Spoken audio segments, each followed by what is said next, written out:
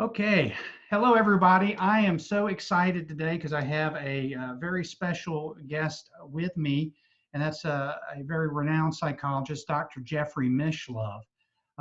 Jeff's had a very a long list of things that he's accomplished. I'm just going to knock out a couple for those of you who might not know him. He's the past vice president of the Association of Humanistic Psychology and received the Pathfinder Award for his contributions to the field of consciousness exploration. He's written several books, including The PK Man, Psi Development, and the topic of our conversation today, The Roots of Consciousness, which is kind of a landmark book. I highly recommend everyone definitely check that out. What he's best known about, other than his consulting and work in the financial sector, is back in 1986, he created this amazing program called Thinking Aloud, where he had these incredible conversations and interviews with leading figures in psychology, spirituality, parapsychology, and it ran for many years on public television and then satellite. It went all over, and that's when I first saw him many years ago. He's back at it and has an amazing channel on YouTube called New Thinking Aloud, and continuing the list of really great guests and ideas. And I'm just honored to call him a good friend. Welcome, Jeff. It's a pleasure to be with you, Paul. Oh, excellent.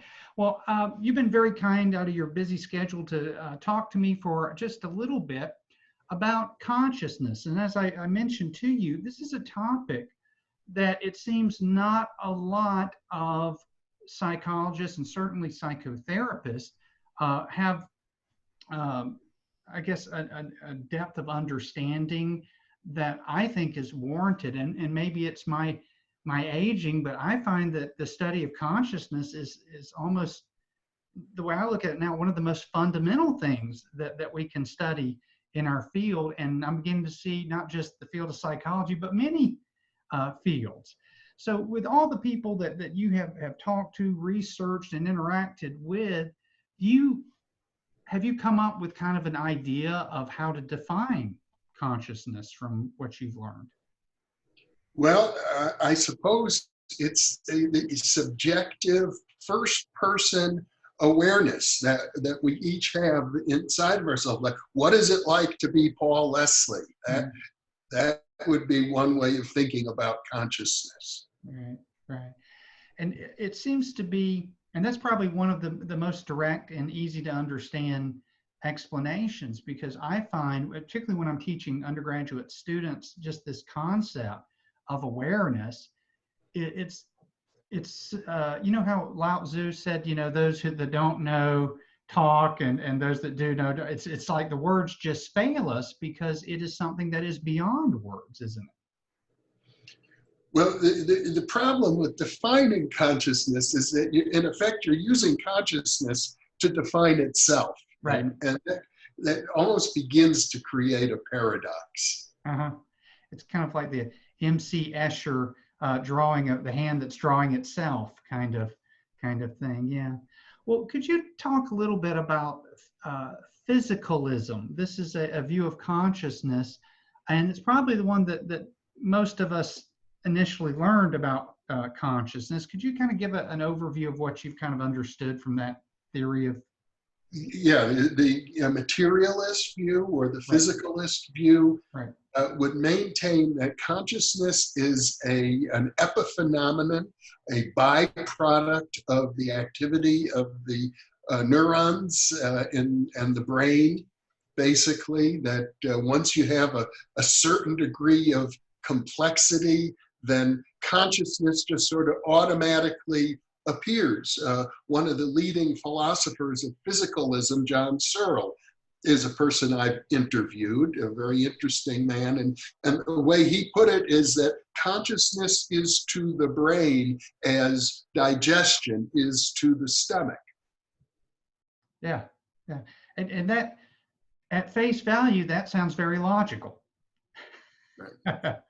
But here's the things that I hear a lot of people say. It's like, well, these levels of consciousness, though, it's like saying that complexity you have higher levels of consciousness, but even at the base level of cells have some degree of awareness because they're naturally moving away from contexts which don't support life.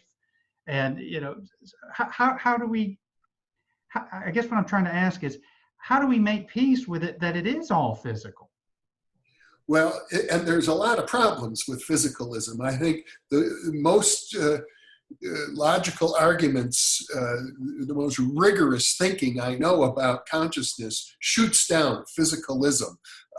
Another alternative view that you're sort of hinting at here is that consciousness permeates everything, even the smallest particles, even an electron, might exhibit a measure of consciousness. That view is known as panpsychism, and it suggests that there are certain properties of subatomic particles, such is called the principle of least action, that implies that even subatomic particles are exhibiting a certain measure of decision making, and that might be thought of as like a quantum of consciousness. That's another way of viewing the world, and it avoids some of the problems associated with physicalism, but then it creates additional problems of its own, amongst those being that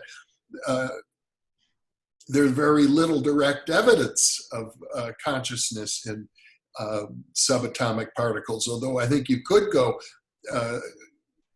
and look at single-celled creatures that don't even have a nervous system, and they certainly do exhibit aspects of what we might think of as decision making and sensitivity to the environment that does suggest a measure of consciousness. Mm-hmm. Now, panpsychism, is that what William James was advocating for? William James seemed to express different views at different times in his career.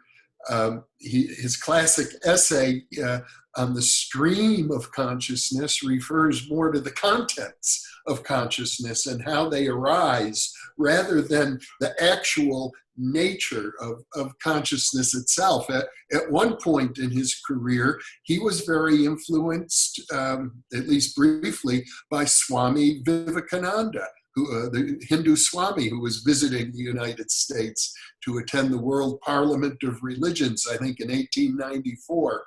He was also influenced by the writings of Helena Blavatsky, the founder of Theosophy, and their worldview is more akin to what philosophers today would call idealism, the notion that everything is made of consciousness, that if you were to ask yourself, what is the ultimate nature of matter itself, that nature is consciousness. And it's a very rigorous philosophy. In the Western tradition, it goes back to Bishop Berkeley, lived in the 17th century, and was a great British empiricist, a very rigorous philosopher. Mm-hmm. Yeah, and I think, at least what I've seen is, as of late, Dr. Bernardo Kastrup is one of the more vocal and I think very rigorous philosophers of idealism, and kind of building upon Bishop Berkeley's early work. Just to kind of go back just a hair to William James, because he's a gentleman that both of you and I have a deep fondness for. I know we could probably talk for hours about, but his thoughts on consciousness, I think it's almost were kind of obscured at times after his death, and it seems like he was always on the cusp of some of the things that we're now actually learning about how the brain works and all of that. I have often wondered if his pragmatic focus, meaning that he was willing to go into areas that people like Wundt and Titchener were not willing to, and we'll say more of the parapsychological thing, if that cost him a little more of than just a blurb in an introductory psychology text. I mean, what are your thoughts on that?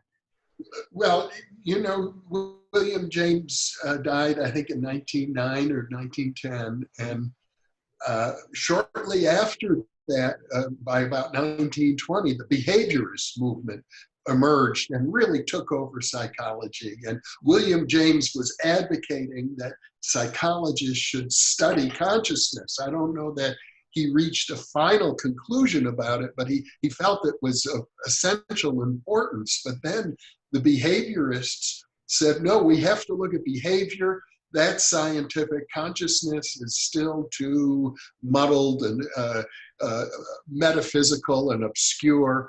If we want to be scientific, we have to be behaviorists. And they dominated the field of psychology for a good half a century, from roughly 1920 to 1970, when people began looking at altered states of consciousnness, and psychedelic drugs had a big impact on college campuses throughout the world, really. So there became a renewed interest in the mystical traditions, in yoga and in Vedantic philosophy and Tantra. So I would say for the last 50 years, consciousness has been an acceptable topic within psychology, and it's becoming more and more acceptable because the findings of parapsychology are now acknowledged by, for example, the American Psychological Association in the August 2018 journal of their flagship publication, The American Psychologist, pointed out that we have now over 1,000 experiments in parapsychology with rigorous methodology and overwhelmingly significant statistical results when you take them as a whole. So if we're going to understand what consciousness is, we have to account for this data. I totally agree. It's almost like there are blinders on, and it may need another generation or two before we're willing to think about a wider perspective beyond materialist or physicalism with that. Which is funny, because one of the main roots that we talk about in any basic intro to psych or the works of Sigmund Freud and Carl Jung, and they're talking about states of consciousness. But Jung obviously took it in a different direction. Even though Freud secretly was interested in a lot of parapsychological stuff, he still publicly maintained that the unconscious, or the unconscious mind, was almost a biological phenomena rather than a ethereal quality. But that seemed to be acceptable to psychology, whereas people like Carl Jung, who said they're certainly biological, but there are other aspects to it, tended to kind of, at least in his time, not be as widely appreciated. So, well, yes, Freud and Jung had a huge breakup over this very issue. And it was during a time when behaviorism was really dominant in academic psychology. Psychoanalysis was struggling to find academic respectability. And I think Freud, while he was sympathetic to Jung's ideas, he felt that from a political point of view, if psychoanalysis was going to thrive, that Jung was just going too far. Mm-hmm. We had to essentially protect the product, so to speak. I get that. Let me ask you, Jeff, from your perspective, when you hear the term the hard problem of consciousness, which I think it's David Chalmers, the philosopher from Australia, is that what does that mean to you, this hard problem? And is, from your perspective, any way for us to solve this problem? Well, yeah, the hard problem is a problem in particular for the physicalist view, because in physics, there are no properties in contemporary physics related to consciousness, unless you look carefully at the Copenhagen interpretation of quantum physics, where consciousness comes in. And Max Planck, the founder of quantum physics, went so far as to say that consciousness is fundamental. Max Planck basically accepted the idealist version, but most physicists didn't care about it. They were more interested in the equations. And physics is based on, mass and energy and space and time, and there's no room for consciousness generally. So the question is, how do you get conscious awareness out of mass and energy and space and time? That's the hard problem. And nobody has been able to solve it. The idealists solve it in a moment.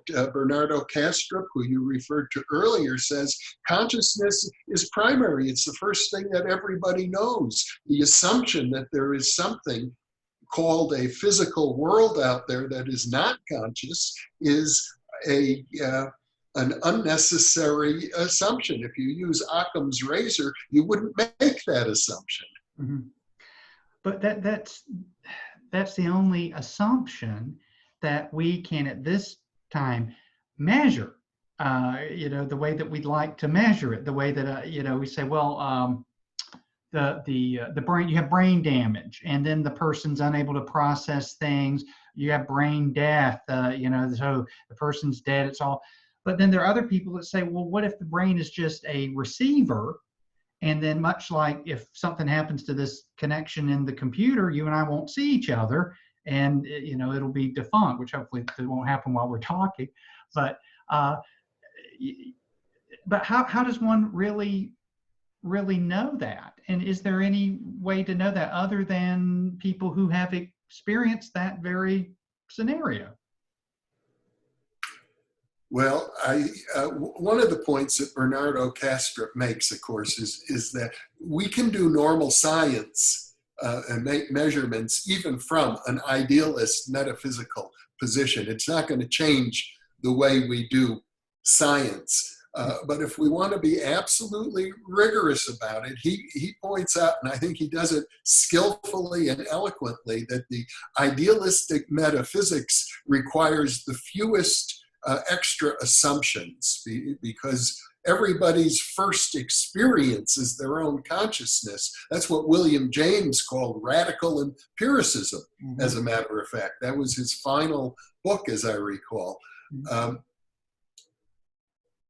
But there are other problems associated with consciousness that psychologists are interested in. How is it that we see things? How do the different neurons come together and form bundles? And how do they organize the millions of inputs that come into the nervous system to create our sense of holistic conscious awareness? Those are what David Chalmers would call the soft problems of consciousness. They seem to be solvable within our current framework. It's the hard problem that eludes us if we insist on maintaining a physicalistic perspective. What do you feel is the biggest impediment, just from the conversations you've had with a lot of these leading figures, for just opening the door up just a little bit to saying, okay, maybe consciousness might not always be local? What do you think the biggest hesitancy is as far as our field of psychology and neuroscience? Well, I would say this: psychologists as a profession have been the most resistant to the idea of non-local consciousness. And one of the reasons is that we now have a huge body of experimental literature. And if we accept the reality of what J.B. Rhine called extrasensory perception, or Jung refers to as synchronicity, or psychokinesis, or what modern parapsychologists call anomalous cognition, it suggests that these factors could, in effect, contaminate almost all psychological research, almost all research in the social sciences in general. That is, we haven't looked carefully enough yet at the degree to which experimenters in the field of psychology are influencing the results that they get because of psychokinesis or mind over matter or telepathic suggestions that they might be giving to their research subjects. And that's very threatening, I think, to academic psychologists. Mm-hmm. I'm reminded of the physicist and polymath Heinz von Forster, who said, anything said is said by an observer.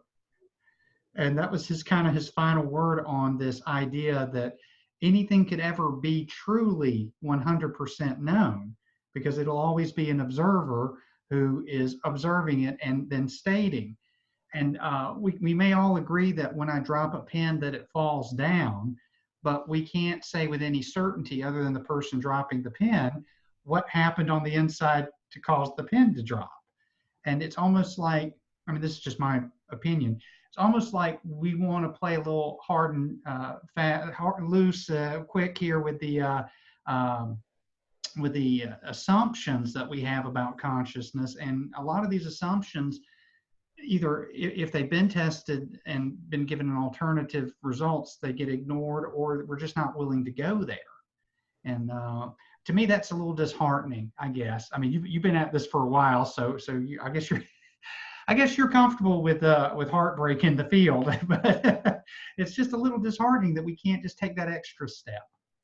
Yeah, well, I at this point, especially on the New Thinking Aloud channel, I am totally immersed in conversations with scholars such as yourself, who are beginning to look at the implications of the data, particularly the data of parapsychology and psychical research, because actually these disciplines touch on almost every other field.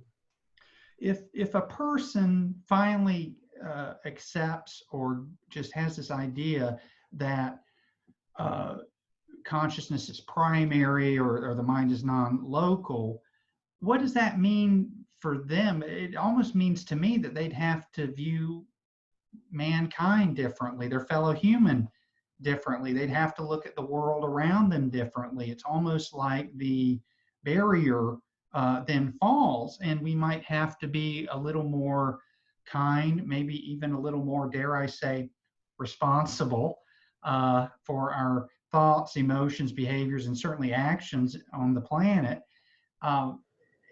It just seems like there could be it could be a win-win in the long term, other than for those kind of holding on to kind of like you say, the research and the reputation. But you know, history. I'm sorry, was it someone said science progresses at the speed of funerals, apparently, because every couple of generations, you know. That was Max Planck who said that. Okay, yeah. Same fellow who said that consciousness is fundamental, said right. Science advances one funeral at a time. Yeah, and I think it's true. I think any field, you know, in particular. Well, let me ask you, Jeff, what keeps you going? I mean, you've been doing this publicly as far as media since the mid '80s, and then certainly long before that in your research, your doctoral degree was from UCLA. Was it Berkeley, I think? Berkeley. Yeah. And you have the only, as far as I know of, the only fully accredited doctoral degree in psychology, and specifically degree parapsychology, and recognized as an expert around. So, you know, you might be resting on your laurels at this point, but just from getting to know you, you're always, you know, what keeps you going? Well, I have a passion for it, and it's true I have a unique doctoral diploma that actually says parapsychology, but yeah. I always have to qualify that and say there are probably about 200 or 300 people who did doctoral research in parapsychology and got diplomas in psychology or philosophy or right. education or even medicine, like Carl Jung, who are doing wonderful work. But I feel particularly motivated because it's kind of lonely out here. I, I want people to be aware of the fact that there's a 138-year history, if you combine psychical research and parapsychology. Some of the greatest minds of this period, including William James, were actively involved in this field. We have thousands of research reports, case studies, and experiments in the literature. It has enormous implications for philosophy, for psychology, for physics and biology.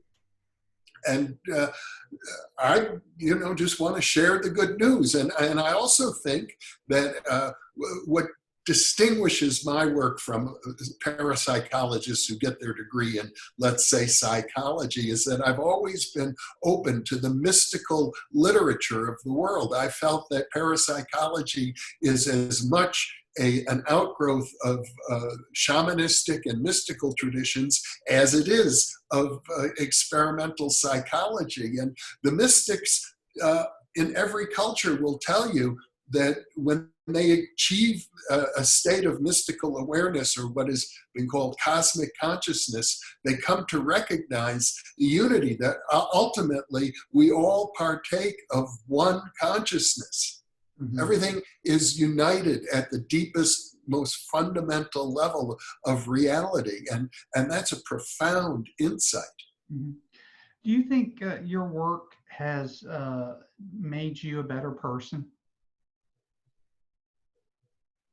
Well, that's a hard question to answer, but yes, I guess if you put it bluntly, I think so. I think that it's made me a more joyful person, for sure, and I think that it's enabled me to embrace the entire universe. I don't feel disconnected in the way that some people do, who are caught up in a sense of duality, that there's good and evil, and they're on the good side and they got to fight evil.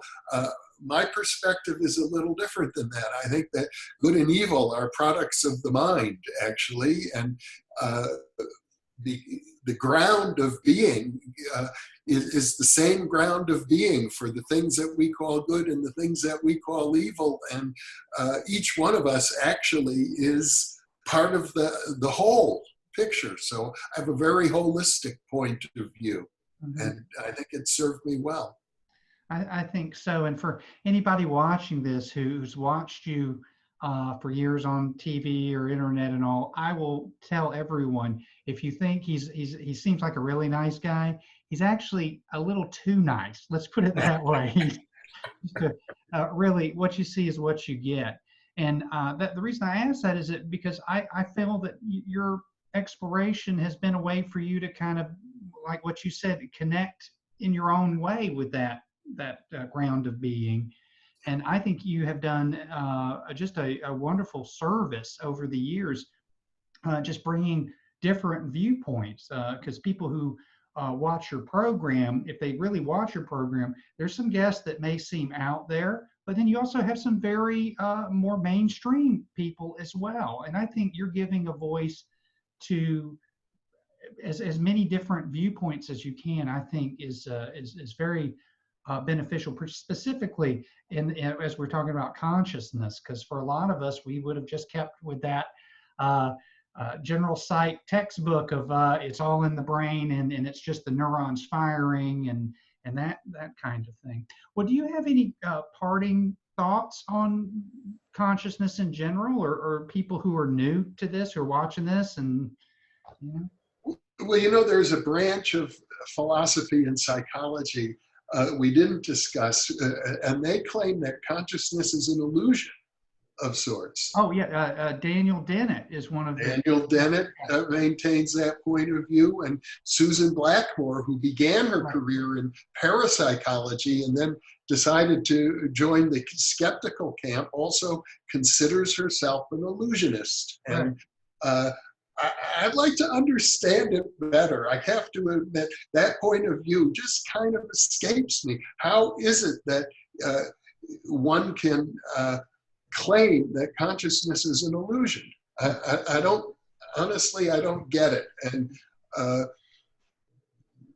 it's paradoxical. It reminds me of people who, which is a conventional scientific point of view, is that teleology is banned. There can't be any purpose in the universe. And you have people who seem very animated by the purpose of demonstrating that there is no such thing as purpose. Right. Well, you know, Dennett's whole idea about us as zombies, I think he was using that term, and I must confess, not that Dennett's writing is, it's not the easiest to get through. You have to really think, but it has also always kind of bothered me. I also would like to understand it more. It kind of is puzzling because, and maybe, to be fair, maybe we don't want to think that, you know, it's true, because it takes away our sense of humanity, but it is a rather interesting perspective. Maybe he'll come on your show sometime soon and you can talk to him. My best guess is that what they are really meaning is that we sometimes think that we have free will and we don't appreciate all of the factors that influence the decisions that we think we make from our own free will. That's the best glean I can give on that. That's almost Freudian in a way, if you think about it. Yeah. The unseen is really in charge. Well, Jeff, listen, I know how busy you are, and I really appreciate you talking to me today. Can you real quick let people know the best way, even though I mentioned a little bit, to find your program and your work? Well, you can go to www.newthinkingallowed.com. That'll take you to our YouTube channel. Mm-hmm. Well, thanks so much. I really appreciate you talking to me. It's a pleasure to see you again, Paul. Thanks.